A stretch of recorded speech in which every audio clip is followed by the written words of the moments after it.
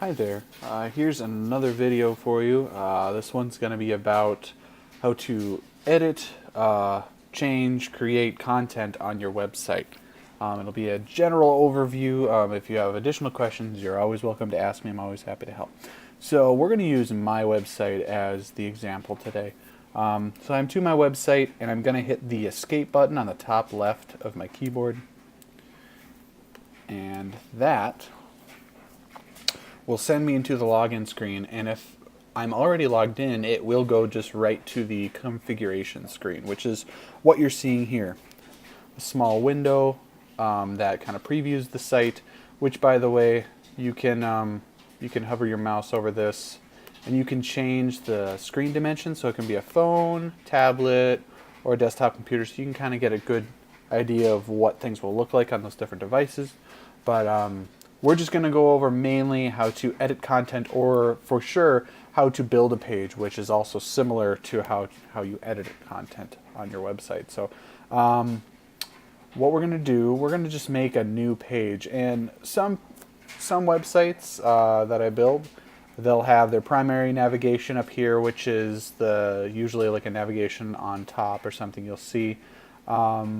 Sometimes they'll have a secondary or even a footer navigation. Footer navigation would usually be at the bottom, and you can edit the order of those navigations on this left side here. For my site, I like to hide my navigation because I like to make it as simple as possible and cut out trim as much fat as possible, to be a good example of a phrase. So we're going to make a site to kind of explain to you how to create pages, not make a site, we're going to make a page, show you how to make additional pages and also how to edit your content as well. So we're going to click this plus button here on the not linked side. For other pages, you may have it on the primary navigation, secondary. It just depends if you want it to be shown in the navigation, or if you want it hidden, then you put it in the not linked section. So you have many options that Squarespace gives you. You can make, sometimes you can make products depending on your plan. You can do cover pages, which is kind of like an introduction page before you get to the website. You can do an index page, which is multiple pages stacked on top of each other in a vertical format. If you do music, of course there's albums. You can make a folder that holds pages. I'm sure you've seen that, where you'll hover over a word and then it'll give you some options, like a drop-down list. You can create a new blog. You can do a calendar. There's gallery, or you can have like just a link that'll take you somewhere else. But most of the time, you're going to be doing create a new page.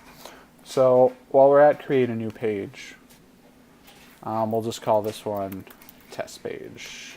And there are lots of templates out here that you can use. As you can see, I'm scrolling through them here, and you can scroll through them when you have time or when you want to check them out. But I usually start with blank.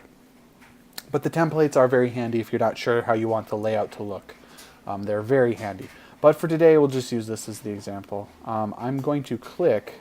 As you can see, when I hover over top these little balloon things here, they give me a dark line. Now, this dark line represents where the content is going to be placed. It's basically in a vertical format where it's one thing on top of the other, so on and so forth. So we're going to hover over top. That turns dark.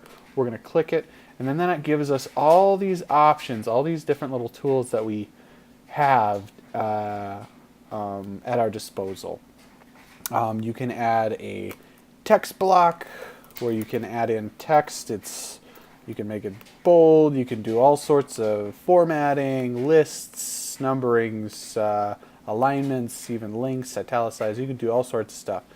You can add, let's see here, as far as things that you guys will want to know about, would be things like quotes. You can put in one small step for man. So as you can see, that's what it looks like when you put in a quote. You have images, so a person can, here, I'll take a quick screenshot of just this content there, and we'll add that as an image. So you can upload images if you like. You can Let's see, you can add videos, which the way they do videos is that you paste a YouTube, Vimeo, or whatever, whoever's hosting your website, or not your website, whoever's hosting your video. Most of the time YouTube, sometimes Vimeo. You just copy paste the URL and it just pops right in. It's really nice. You have all sorts of things. You have spacers, which allow you to create space between your items.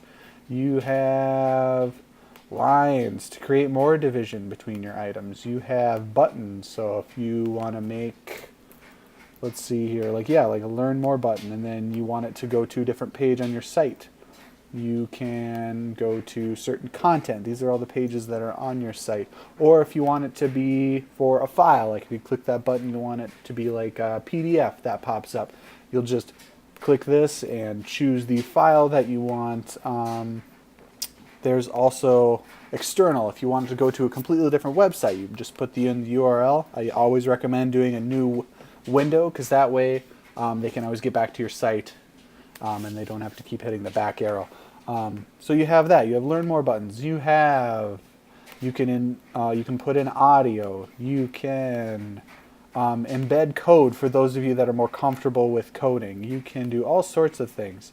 You can do image layouts. As you saw earlier, there was an image. You can do what you would call kind of like a gallery, where there'd be like a slideshow or a carousel or more of a grid style or stacked. You can also do summary of images or products or blog posts. There's also two forms. You can have people fill out forms. You can change these fields to whatever you like, and they'll update it on the website as you're doing it. You can edit descriptions within it. A lot of this is really just you need to poke around and see what's all in there. You can make things required, unrequired. These forms, you can connect them to your Google Drive, have them emailed to you. You can make the forms, let's see here, if it lets me here. You can make the forms more of a button, as you can see to our left here. Now we're going to cancel that, and I'm going to delete that. By the way, that is how you delete. You just hover over top your item and hit the trash can, and boom, it is gone. And we'll do that a couple times here, so you can kind of get a gist of how to delete content, and also so we get a little bit more space back on our page. You have that. You have summaries. You have newsletters. So if people want to sign up for your newsletter, you can put this little block in here, and once you connect your Google device, your Google account, you will be able to receive email addresses, so then you can email people, kind of like an email subscription list. There is so many tools out there. You can do maps where you put in your address if people need to find your business or your location. You can again, embed code. There's menus, calendars you can put in here as buttons. You can search within a page. If you do blogs, you can do tag clouds, an Amazon product or a product from your website. That if you have the right product plan, if you do have the right Squarespace plan, you can do that. You can put in charts. You can put in your Twitter feed, Foursquare. You can put in just the social links that you have for your website, which those look like these round ones down here. SoundCloud feed and Instagram feed. There's so many tools that they have in here that are so useful that you guys can use for your website when you're editing your page, adding content, deleting content, moving things around. There's so much on here. And to go back to editing the content, like I said, you can delete your content by hitting this little trash button here.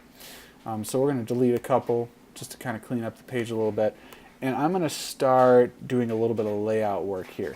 So we're going to have, let's say here, we're going to give this a title. Joel's, here we'll do Little Mountain Test Page. Okay. I'm going to give it a heading of 1. So being that it's kind of like a title, I'll give it like a heading here, like a large heading size. I'll have a nice little quote. And like, let's say if I have a video here, here I'm just going to pull a video from YouTube about mountains, being that it's apropos for the title. All right, so I'm going to copy this URL here, and then I'm going to go in here and paste it just like I mentioned earlier, and apply. And now that video is now just embedded on my site. Nice and quick, very fast. Now, I don't like that it's this big, so I want to mess with some things here. Now, when it comes to editing content, like where it's laid out and how it's displayed, you can take things, and if you're familiar with dragging and dropping, that's a lot how this works. You're going to grab, click and hold, and then you see how this line changes? This is determining where the content is being placed. So like if I want it to the right of the video, as you can see, that black line is just to the right of the video, nothing else. But if I want it to the right of the entire page, see how the black line changes now to the entire page. If I want it above or if I want it below, there's all sorts of options you have here. So I'm going to put it to the right. All right.